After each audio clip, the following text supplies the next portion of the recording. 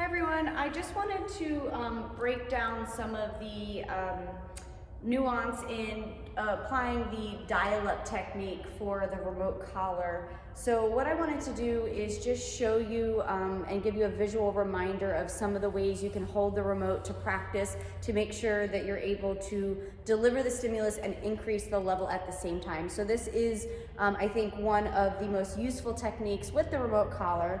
Actually, I'm going to grab a different one real quick. Sorry, popping back to this red collar. So the application of doing the dial-up is going to be particularly useful for recall. So that's going to be one of your main applications. You can also potentially use the dial-up for the place behavior if that's something that works for your dog. So that's not necessarily needed for all dogs, but if your dog does need dial-up, you can also use that if your dog is stepping off place.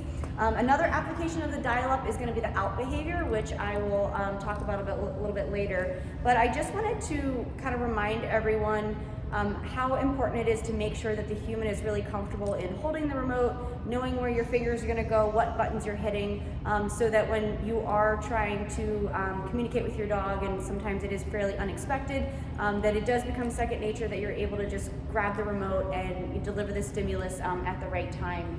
So what I'm going to do, I'm going to get really close so you guys can see, but basically on the remote, hopefully everyone is right-handed and comfortable with doing this in your right hand, so this tutorial is going to be about doing it if you're right-handed, but you're going to kind of palm the remote. And really one of the best techniques, if you have larger hands or maybe long fingers, if the remote can fit in your hand, is to put your middle finger on this black S button to deliver the stimulus, and then using your thumb and your pointer finger to dial up at the same time. So you can see I am on a 3 here on the screen. I'm going to deliver the stimulus, and then with my thumb and pointer, I'm able to increase the level. So that is one way to achieve the dial-up and just something to practice. And so you want to get used to being able to dial up very slowly.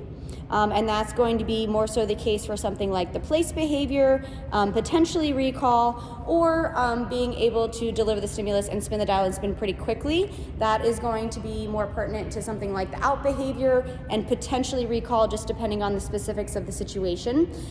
If that doesn't feel comfortable to you to use your middle finger and your thumb and pointer finger, then I also find, and this is actually what I do because I do have smaller hands and sometimes have a hard time gripping the remote.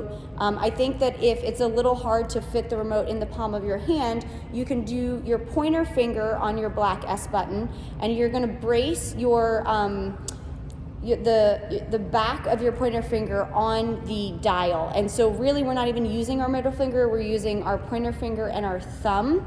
And so here I'm on a 6 and I'm delivering the stimulus, and then I'm slowly dialing up and I'm just using my thumb. And so really the dexterity here is kind of coming in more in my forearm and my palm, if you will. And so I'm really just using my pointer finger and then bracing the dial on the back of it to be able to achieve that dial up. So those are the two best grips and methods that I have found as far as being able to do a one-handed dial up. Obviously, if it's something like recall or potentially out, you may be able to deliver the stimulus and dial up with 2 hands, and that might work for you, where you can hit the button with one hand and then dial up with the other. So I just wanted to give everyone some reminders.